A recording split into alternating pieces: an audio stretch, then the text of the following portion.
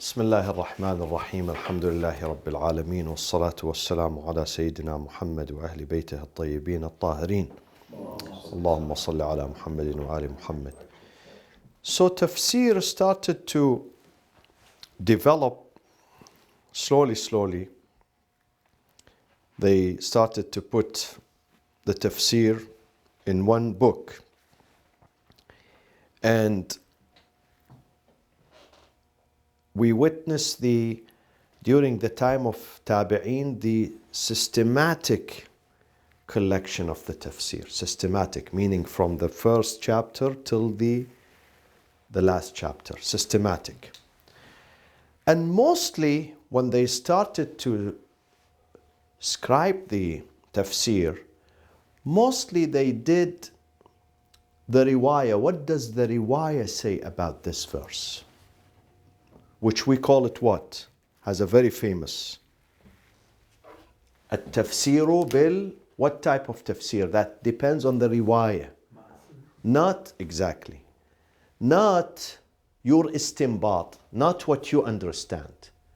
Not your conclusion, but what you have read, what you have saw, what you have heard. So ma'thur, at-tafsiru bil ma'thur. Ma'thur, it means the hadith. The hadith that you heard it from someone else. So this was mostly the tafsir that was put down. But then, by passing of the time, tafsir is going to develop and evolve. And people started to extend the science of tafsir. So it is not only the ma'thur, what the Prophet said, what the Sahaba said about this verse, what the Imams of Ahlul Bayt said. They went beyond that. Can you give me an example of how they went beyond the meaning of the verse? Beyond the literal meaning of the verse. They went beyond that. They started to put some additions to it. They started to discuss the verse from a different angles. Like philosophical? Exactly. One of them is philosophical understanding of the verse. Does it have some philosophy in it? Philosophical aspect. Another one, kalam aspect. Kalam is aqa'id, doctrines. Does it discuss tawheed, nubuwwah, imamah, ma'ad? These are doctrines. Okay? Another aspect is what? Literature, adab. Adab, does it have adab, grammar? How can I use it for my grammar? How can I use it for to learn Arabic literature? Can I use the Quran to learn Arabic literature? Does it help me? Does Quran really go by the Arabic grammar or it's free? No, it does. This is why one of the sources of grammar in Arabic language is the Holy Quran. Holy Quran does not break the pattern of a grammar in the language. Though the language was before the Quran, but the Quran came to uphold the grammar of the language. Because sometimes some words can be used differently, the meaning. This is part of the grammar. Part of the grammar, and the Quran does not go against the principles of the Arabic grammar. It goes with the principles, and therefore we use it when we study grammar at school. We use shi'r as an example, and we use Quran as an example to uphold the grammar theory. We use the Quran as an example. Some people use it for literature, stories, storytelling, literatures. Some people use it for what? Something very important which we used and we use every single day. Law. Fiqh. There's the Quran for fiqh. So their tafsir is fiqhi tafsir. Some tafsir is kalami tafsir, theological. Some tafsir is philosophical tafsir. Some tafsir is literature tafsir. Some tafsir is history. Has nothing to do with the grammar, with philosophy. history. It's about the history of mankind, history of Anbiya, history of communities.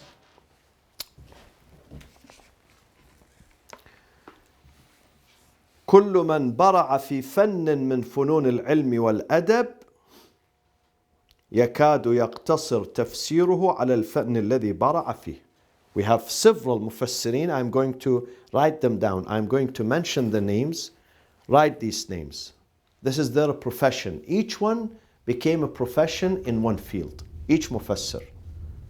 You know how many tafsirs we have? We have over 1,000 tafsir. Over 1,000. Over 1,000 tafsir of the Quran. Different types, different authors. So, I'll give you some example. For instance, someone who's interested in Nahu, grammar, Arabic grammar. His obsession in the Quran is about Nahu, grammar, and I'rab. What is the I'rab of this sentence? What is the position of this term here? Is it fi'l, verb? Is it adjective? Is it, proverb? What is it? So his obsession is about this. So therefore they have written tafsir that focuses only on what? I'rab and Nahu, grammar. Such as what? Such as Az-Zajjaj. Az-Zajjaj, not Zujaj, Zujaj, glass. Az-Zajjaj. One, Az-Zajjaj.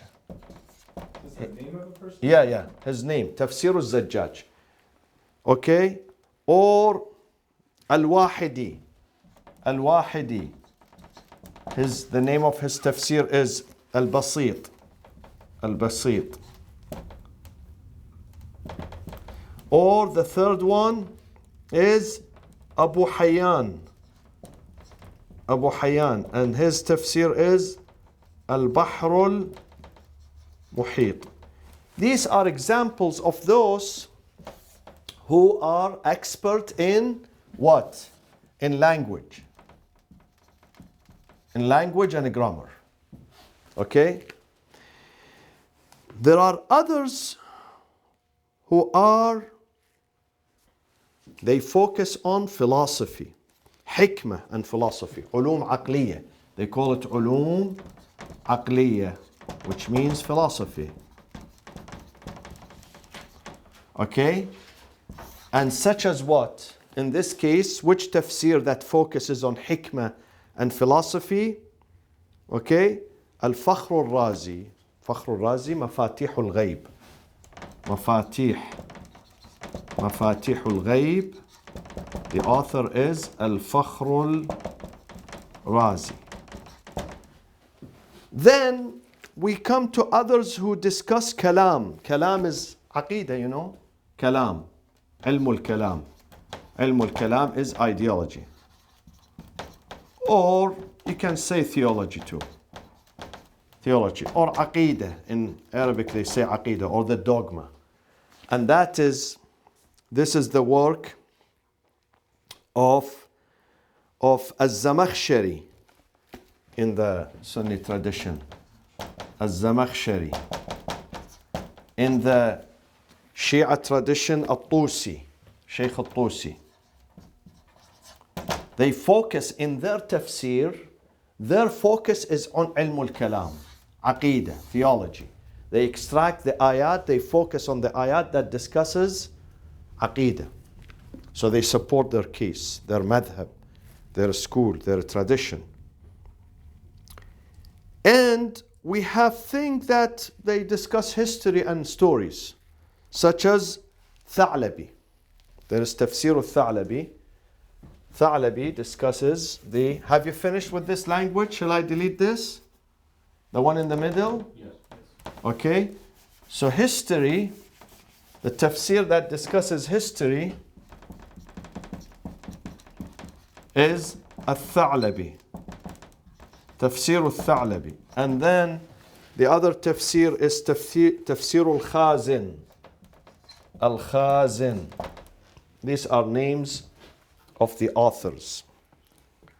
The authors, not the book. But usually the tafsir is known by the name of his author. They ignore the name of the book. They say the book of Fulan, the book of Agha Hamid, the book of Agha Nadim. They don't mention the name of the book. They mention the book is known by the name of the author. Like some people say Masjid al-Qazwini here. Many, especially the Arabs, they don't call this Masjid Irvine or Masjid, Allah Ta'ala. Masjid al-Qazwini. So this is the history. That stories and history of those are a specialist in the history. They focus, their field of focus, speciality is history. And then what else we have? Tasawwuf, the Sufis. This is a very popular subject and many people, they like Tasawwuf and Irfan. Tasawwuf and Irfan. They speak about how purification, their main focus on Tazkiyatun Nafs. Spiritual purification. Spiritual, mystical. Yes, exactly. They focus, their field is on spiritual purification. Is it some kind of a kalam? Yeah, kalam, when we say kalam is mostly aqidah. Kalam, in the terminology of kalam, is the dogma, the belief system. This is different. And those are, of course, many. One of them is Ibn Arabi. Tafsir Ibn Arabi is very famous. Ibn Arabi. Okay. And Al-Ghazali could be, yes. Qushayri has book, Qushayri. And in the Shia tradition, Al-Fayd al-Kashani. Al-Fayd al-Kashani. So those are people of Irfan and Suluk, Sayr and Suluk. They call them sometimes Tasawwuf. So this is how they started to specialize. Before, it wasn't like that. During the time of Tabi'een, who will divide the Quran into history and grammar and tasawwuf and kalam and fiqh and tafsir means see what the Prophet said about this. What Fulan Sahaba said. What did Ibn Abbas say? What did Abdullah ibn Mas'ud say? Okay, what did Abu Darda say? So they would never go into these details. But now see, tafsir is a really huge school now. Branches out into many sections, many subdivisions. Each one focuses on one side. What does that tell you? What does that tell you? It tells you that Quran is really an ocean of knowledge. An ocean of knowledge. So you cannot have every science in the Quran gathered in one person. Some people have to specialize about aspects of the Quran. Some people are specialists in the fiqh of the Quran. Ayatul Ahkam. We have several books called Ayatul Ahkam. They only discuss the verses of fiqh. Some of them discuss only kalam. Only kalam. Ideology in the Quran. Theology in the Quran. Some of them they discuss philosophy. Some of them they discuss literature in the Quran. So it's an ocean of knowledge. You cannot bring all these knowledges and put them in one book.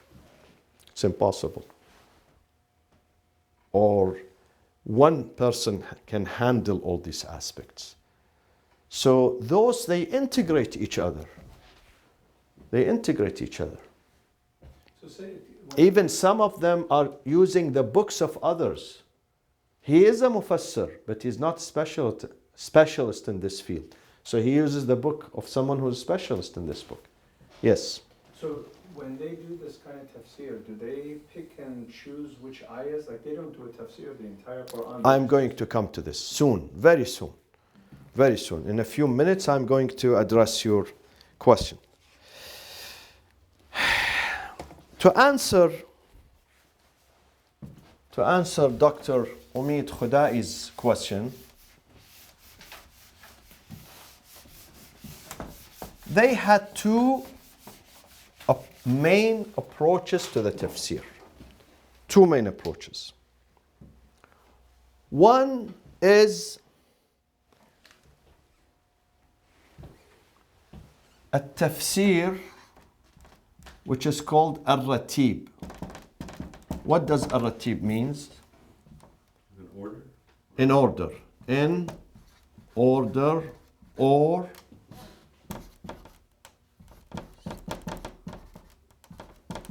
systematic.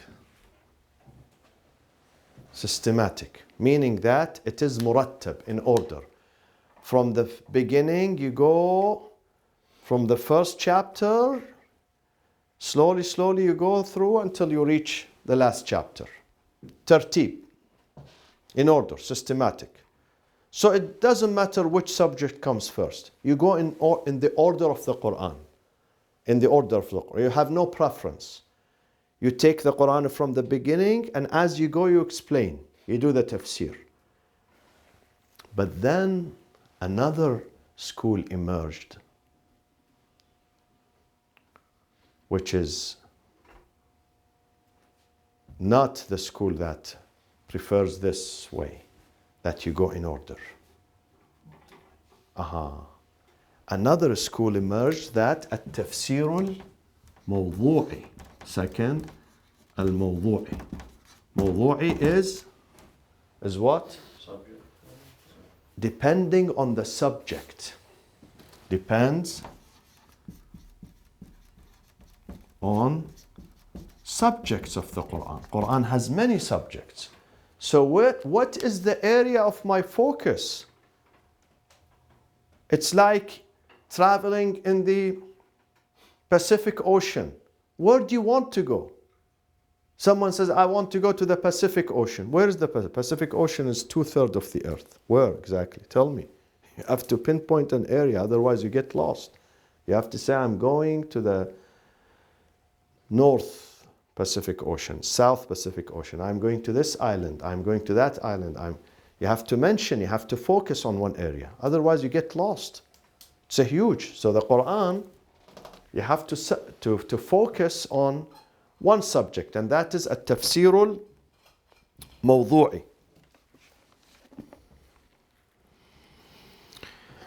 What was the example of this? The first tafsir that was written in order from the beginning to end. We took that 2 weeks ago.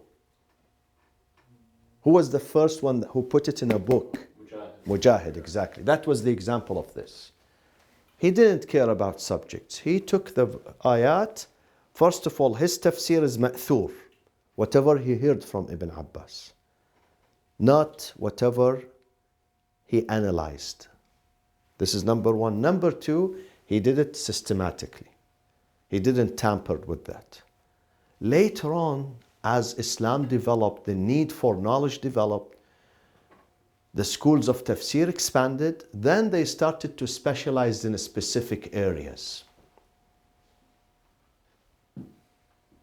It's like with any science, my friend. Sciences in the beginning, they begin general. Medicine 60 years ago was one medicine. A doctor is doctor for everything, from your head to your toe. MashaAllah, he's specialist in everything. Now, even if you say the eye doctor, which part? There are several specialists in the eye. Okay? Even if you say mouth, nose, and Ear, nose, and throat. even those guys, they are specialists. Bones, there are specialists. Surgery, special. In the past, surgery, he can do any type of surgery. Nowadays, no. No, I am neurosurgeon. I don't touch any other areas. So expanded, medicine expanded, science expanded, all sorts of knowledge. Sciences, they expanded. The same thing with the Quran. Quran, there are special. You are faqih in the Quran, what area? Fiqh, the law, the philosophy, the kalam, the literature of the Quran. Which one? Which one? So after that, they started to focus on tafsirul mawdu'i, and then some of them, if you go now to the library, some of those 1,000 tafsirs that I spoke about, some of them are specialists in ghareebul Quran, what is not normal, weird. Verses, not verses, terms that are weird, not normal. They are specialists in explaining, elucidating these weird terms, and so-called, we call them weird, they are not weird. They explain this. What was an example? Say, what do you mean weird term? Yeah, For instance, a term that even the Arabs, they are puzzled. What he is trying to tell me? There are certain terms in the Quran. Yeah. The symbolic ones, sort of the hidden. وَالْمُطَلَّقَاتِ, an example just came to my mind. وَالْمُطَلَّقَاتِ, as to the divorcees, يَتَرَبَّصْنَ بِأَنفُسِهُنَّ ثَلَاثَةَ قُرُوء. They wait before they remarry. ثَلَاثَةَ قُرُوء. قُرُوء. قُرُوء. قاف راء واو قُرُوء. This is plural. What is the singular? قُرْء. قُرْء, not قَرَأ. قَرَأ, read. قُرْء. What is قُرْء here? This is, Arabs didn't know what is قُرْء, you know. قُرْء means period. Okay? It means period now. So they wait 3 periods after they remarry. So these type of things, that it was not normal in the society. Terminology which was not normal, but the Quran uses them. Okay? So saying, is there still now things, ongoing? I'm thinking in time they define some of them, right? Maybe, but most of them have been done. This work has been done over 1400 years. So say, can I ask you a question? So when they do, Ratib is easy, that one I understand. So when you say depending on the subjects, I go back to my question. So did they pick and choose? They pick and choose ayah. Like they may not even look at Fatiha. They may not. No. They go to the subject. Marriage. So they have this engine machine that searches. I am saying engine machine. They didn't have. Yeah. That I'm a specialist in whatever has a grammar value. If it doesn't have a grammar value, I leave it. I focus on the grammar value. Another one, philosophy. I focus on whatever has philosophical value. Okay? Whatever has jurisprudential value. Or each prophet in the Quran, what they... Then they may take them systematic from the beginning till the end. But not the entire Quran. What is my area of interest? Okay. So they pick up these verses that it's his area, and they leave the rest. Right. Yeah. So that is the meaning of at-tafsir al-mawdu'i. Another example, very modern example. I am researching about economy. I want to say, what does God say about economy? What does he say? So I go and pick every verse in the Quran that speaks about money, finance, economy, and I put them together to see whether do we have an economic theory in the Quran? Does it have economic theory or not? And there are books who are written. Al-Iqtisad fil Quran. Al-Nadariya al-Iqtisadiyya, the economic theory in the Quran. So they go verse by verse. An example of that, لِكَيْ لَا يَكُونَ دُولَةً بَيْنَ الْأَغْنِيَاءِ مِنْكُمْ. Short sentence. Short. Dula. Not dawla, not dawla. Dula. See? Dula.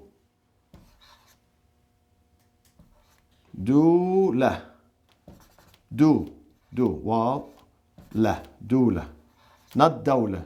Dawla is this. Dawla. No, this is dula. What is dula? Monopoly. God says, I don't want the money to be a monopoly in the hand of some. Dula comes from tadawul, tadawul to exchange.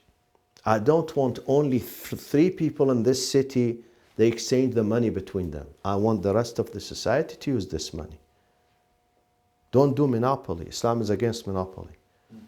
Okay, so this is a theory. It's small, it's 1400 years ago, but today, in today's economy, it speaks volumes. This is one of the economic theories.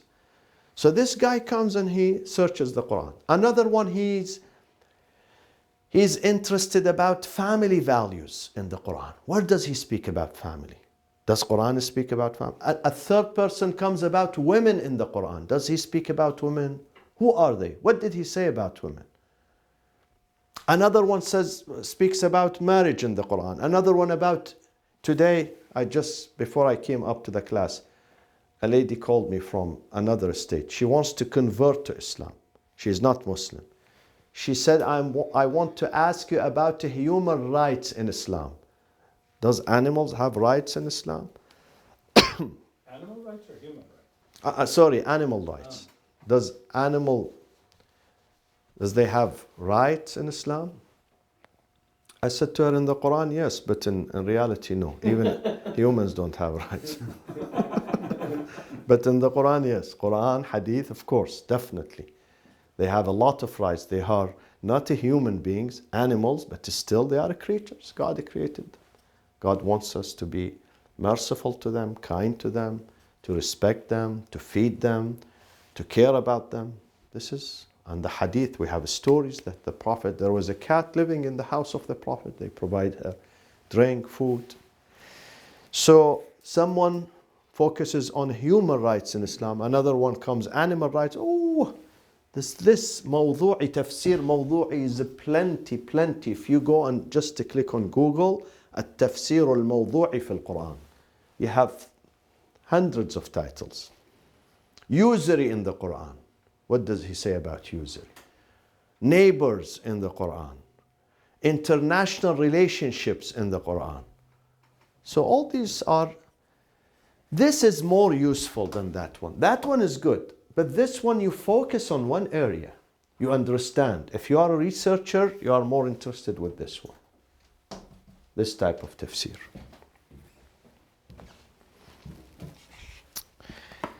Okay. My friends,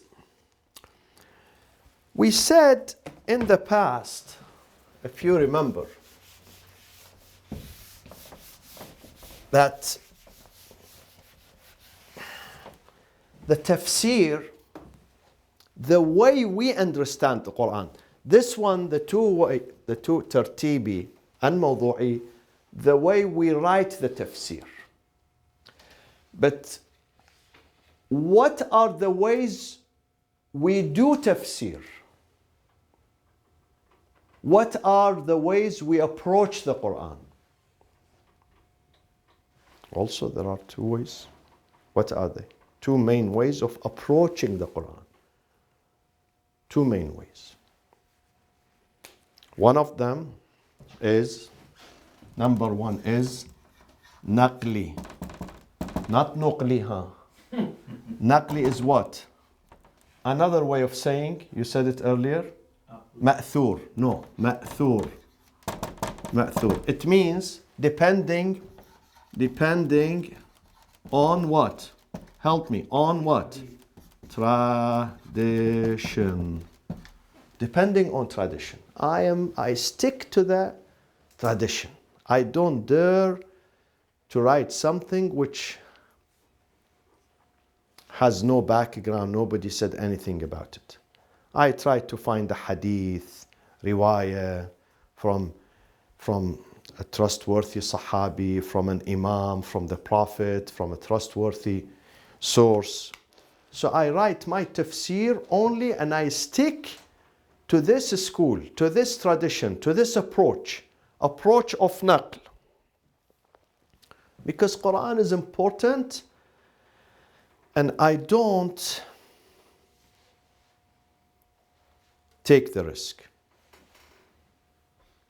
And the naqli is divided into two. What are these two? Two. One of them is the strict naqli. Strict. 100% is naqli. 100%. The other one is that I add to it from my own self. So part of it is naqli, part is naqli. The other part is aqli. I also add to it, I make some decoration, I don't take the entire sentence and put it in my book. I explain, elaborate. It has to have some elaboration. This elaboration and explanation is mine, my work. Sharh, I do sharh a little bit. So that's tradition, naqli. Then we have another tradition, second, so this was one and this is the second, and that is what? What do we call it? It is aqli, but they have another more appealing meaning, title, which is ijtihadi. Ijtihadi. Ijtihadi. And it has many advocates, this type. Many advocates. That I use my brain, combination of the book and my brain. I'm a scholar. I spent, let's say, they say, 50 years studying the Quran. Half a century. Researching, studying. Now I come to a conclusion. And I hope this conclusion is the right. I'm not doing something illegal. They say, God wants me to understand the Quran. This Quran is a source of inspiration to every person. And every person is inspired in a different way from others. According to their, what did I say in the past? According to their capacity. أنزل من السماء ماء فسالت أودية بقدرها. He sends the rain. Each rivulet takes up to his capacity. Some rivulets are small. The water is small. Some rivulets are bigger. Some rivulets are huge. Each one has a capacity. Each brain has a certain capacity. Capacities are different. Different from one another. So Allah encourages me to read the book and try to find. This is an ocean. In the ocean, some people can dive 50 meters, no more. Some people can go to 100 meters. I don't know if they can go more than that. I don't know. Maybe with some vessels, they can go deeper. So it depends on your capacity, how longer you can stay there. Quran is an ocean. Some people really go dive deep into this verse. Like dreams. Dreams. Some people know nothing about dreams. Some people know a little bit. Some people know, wow, where did you bring this from? It's a beautiful tafsir of the dream.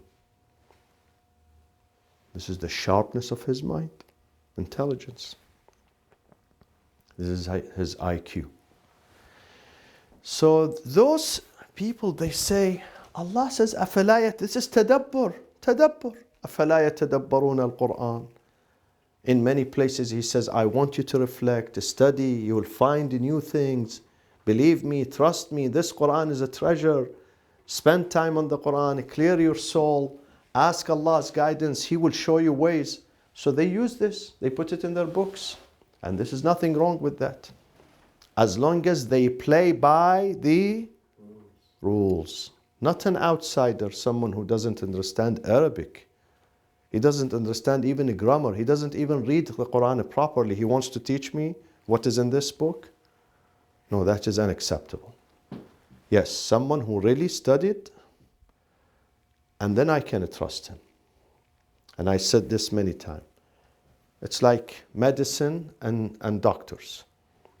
Anyone can become a doctor? Anyone can become an MD? No. Even if you study magazines. I have a friend who used to study all these journals.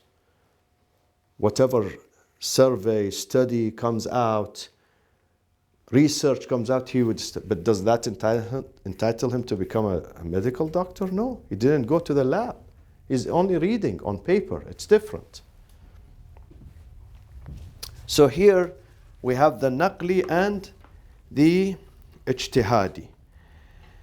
And of course, we have another group who gathered between these two, which is like this one. This one who gathered the naql, yes, I use that tradition. Definitely, these are my tools. I cannot exclude them. I need what the Imam said, what the Sahaba said, what the Prophet said. And also I need this. A combination of this. A combination of this. Now, prepare your pen to write the types of those. The one that is a pure naqli,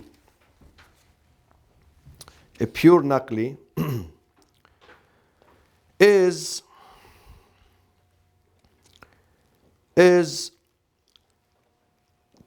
الدر المنثور. This is a pure naqli, الدر المنثور. Who's the author? الدر المنثور جلال الدين السيوطي. جلال الدين السيوطي. This is 911, died 911. Very easy to remember, 911. He died 911. This is depended purely on naqli. In the Shia tradition, this is Sunni of course, Jalal al-Din al-Suyuti. In the Shia tradition, Nur al-Thaqalain. Nur al-Thaqalain. The author's name is Al-Huwayzi, probably from Ahwaz. And he died 1091, 300 years ago, 350 years ago. This is purely naqli. These are examples, not all of them, few of the names. To mention a few, those are purely naqli.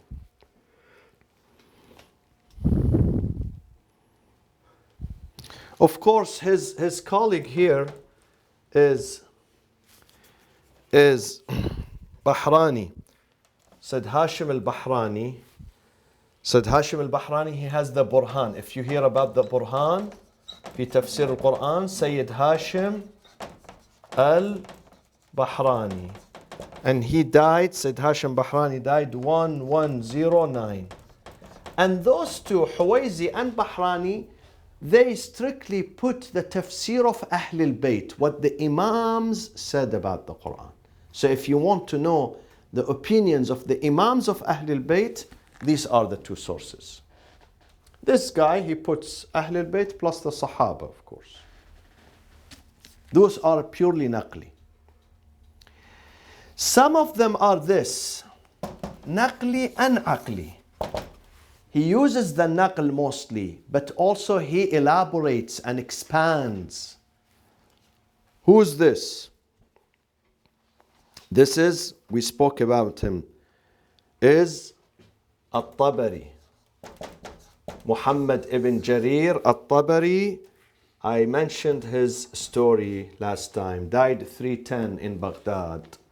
He's from Tabaristan, from Amul, the city of Amul in Tabaristan, in today's Iran. But of course he died in Baghdad and buried in Baghdad. Imam al-Mufassirin. I mentioned his story. Mostly naqli, but also some elaboration. So this is in the middle. This is in the middle. And I said, in his Tariq, he says the Prophet, he has Tariq and Tafsir. In the Tariq, he says the Prophet says, the one who is succeeding me, he will be my Wazir Akhi wa Wasiyi wa Waziri. In the Tafsir, because of the pressure in Baghdad against him by Hanabila, followers of Imam Ahmad ibn Hanbal, he had to say, the Prophet said, he will be my brother, wakada, wakada, wakada, etc., etc. He didn't mention Wasiyi, Waziri, Warithi.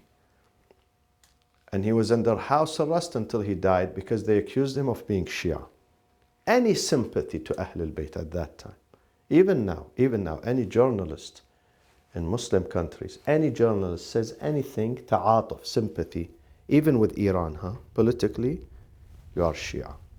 Any sympathy. Immediately they accuse him he's Rafidi. So if a historian at that time, or even Mufassir, wants to write something that the establishment they disagree with him, he will be accused of being mutashayya'. And mutashayya' is a crime that earns you execution or imprisonment, life imprisonment. So this is the second. This is the second. Also, among the second is Al-Qurtubi. Al-Qurtubi, which gathers between this and that. Al-Qurtubi, Tafsir Al-Qurtubi, Muhammad ibn Ahmad Al-Qurtubi. And in the Shia is Tafsir Majma' al-Bayan lil-Tabarsi. In the Shia, Majma' al-Bayan al-Tabarsi, which is a wonderful, really, if you want to study Tafsir al-Quran, I advise you to get hold of this. Majma' al-Bayan lil-Tabarsi. Qurtubi, of course, anti-Shia. This Mufassir from Cordoba in Spain, Cordova, one of the books that are anti-Shia tafsir is his book, anti-Ahlul Bayt. So this is an example of this.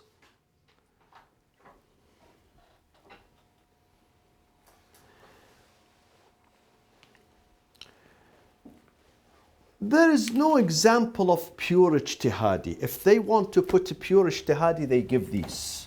This one, that one. And sometimes this one too. If they want to give a pure example of naqli, those are Suyuti, Huwayzi, Bahrani.